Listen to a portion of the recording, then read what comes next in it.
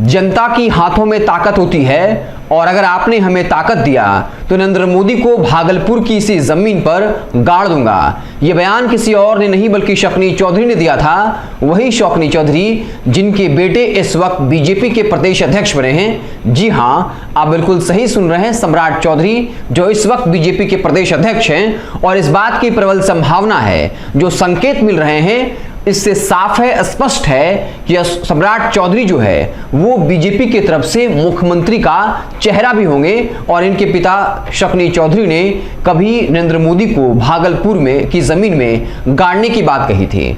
राहुल गांधी जो एक बहुत ही मामूली बयान पर 2 साल की सजा होती है और मात्र कुछ घंटों के अंदर उनकी संसद की मेंबरशिप खत्म कर दी जाती है और अब बंगला खाली करने को कह दिया गया है। लेकिन जिसके पिता प्रधानमंत्री को जमीन में गाड़ने की बात करते हैं, उनके बेटे को इतनी बड़ी जिम्मेदारी मिली, वो नरेंद्र मोदी की आंख का तारा बन जाते हैं, दुलरुआ बन जाते हैं। केंद्रीय जो नेतृत्व है उनका हाथ जो है वो सम्राट चौधरी के सिर पर चलाता है। हालांकि सम्राट चौधरी इस पर कह चुके हैं कि वो बयान जो है वो राजनीतिक बयान था। तो क्या राहुल गांधी ने जो 2019 के चुनाव के दौरान ये बात कही थी कि आखिर नीरव मोदी, ललित मोदी, नरेंद्र मोदी, आखिर जितने चोर हैं सबके नाम के आगे सबका सरनेम मोदी ही क्यों है?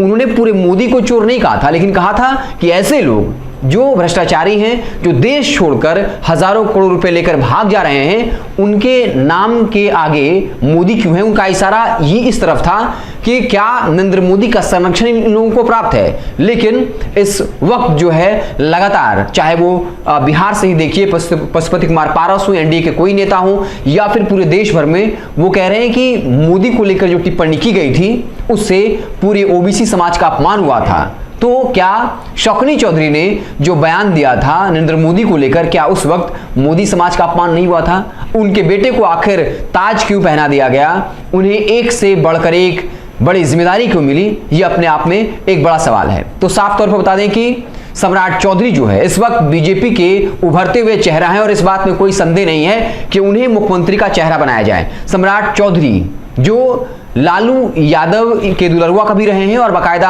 आपको बता दें काफी कम उम्र में इनको एमएलसी बनाया गया और फिर मंत्री बनाया गया था। हालांकि इनके उम्र को लेकर विवाद हो गया, जिसके बाद राज्यपाल के कहने पर इनको इस्तीफा देना पड़ा जब राज्यपाल ने इनका उम्र प्रमाण पत्र मांग लिया था। उसके बाद जो है ये जेडीयू में आए और वहां भी इन्हें एमएलसी बनाया गया और फिर मंत्री बनाया गया। हालांकि इनका दिल जो है वहां पर नहीं लगा। नीतीश कुमार से इनकी बगावत हुई और फिर ये पूर्व मुख्यमंत्री जीतन राम मांझी के खेमे में चले आए, वहां भी दिल नहीं लगा। 2018 में ये बीजेपी में आए और बीजेपी में धीरे धीरे उनका कद जो है वो बढ़ता चला गया और अब उनका कद इस कदर बढ़ चुका है कि कल कुछ भी हुआ, जिस तरीके से बड़े बड़े दिग्गज नेता, चाहे वो रविशंकर प्रसाद हो, नित्यानंद राय हो, संजय जायसवाल हो या फिर आप एक फहरिस्त थी लंबी, चाहे वो 2 पूर्व मुख्यमंत्री हो जिन्हें पिछली पंक्ति में कतार में बैठने को मिला था, शाहनवाज हुसैन हो, जनक राम हो, हर कोई प्रदेश अध्यक्ष बने सम्राट चौधरी की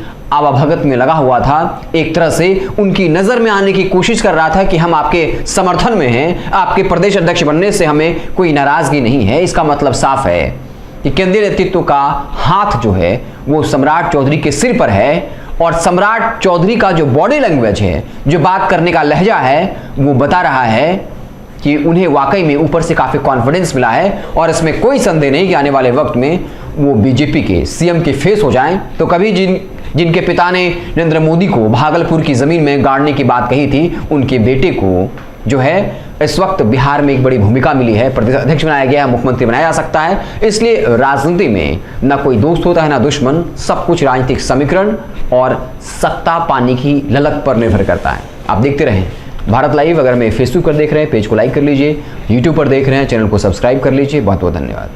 अगर ये वीडियो पसंद आई और वह बिहार के राजनीति और बिहारियत से सरोकार रखेनी तो सब्सक्राइब बटन दबा के चैनल के सब्सक्राइब कर ली। ओजे एगो घंटी बा, ओकरा बटन दबा देला से कुल सटीक और मारक खबर रुआ मुफ्त में मिल जाई। अगर रुआ पत्रकारिता के हमनी के नया प्रयोग में सहयोग कर चाहतानी तो ज्वाइन बटन दबा दी। पेटीएम नंबर नोट कर ली 9386816700। धन्यवाद।